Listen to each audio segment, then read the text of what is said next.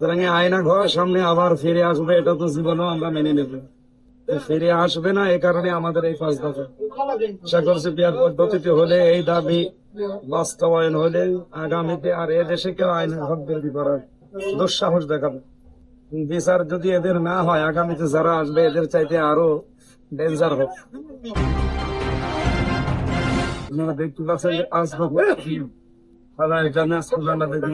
যে সারা দেশে 64 জেলা এবং ঢাকা বা 34 কিলোমিটার এত বড় মানববন্ধন মনে হয় বাংলাদেশে দেখে আসে আর হয়। এই দৃশ্যগুলো দেখার পরেও যারা দায়িত্বে আছে তাদের যদি টনক না হয়, তাদের সামনে আরো কোন কোন আসবে। আমরা আশা করছি আর সামনে যাওয়া লাগবে না।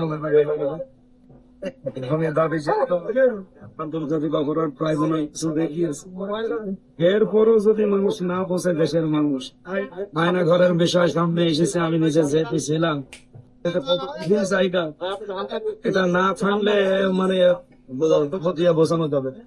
সুতরাং এই আয়না ঘর সামনে আবার ফিরে আসবে, এটা তো জীবনেও আমরা মেনে নেব। ফিরে আসবে না, এ কারণে আমাদের এই 5 দফা। আশা করছি বিয়ার পদ্ধতিতে হলে, এই দাবি বাস্তবায়ন হলে আগামীতে আর এদেশে কেউ আয়না ঘর তৈরি করার দুঃসাহস দেখাবে।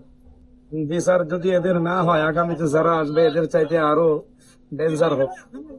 সেই দিকে খেয়াল করে বাংলাদেশ জামাত ইসলামী সহ যে 25টা দল দেখছেন, তারা পদ্ধতিতে প্রত্যেকের পেছনে যুক্তিযুক্ত কারণ আছে, সে কারণ তুলে ধরেছি। আশা করছি আচ্ছা, একটা রাজনৈতিক দল, আপনার বৃহত্তম একটা বাংলাদেশের রাজনৈতিক দল, যারা এই আন্দোলনের পার্ট ছিল, জুলাই আন্দোলনের, তারাই আপনাদের এই দাবির সাথে একমত হচ্ছে না। তারা বারবার নির্বাচনের জন্য বিদ্যমান ব্যবস্থায় নির্বাচনের দাবি জানাচ্ছে।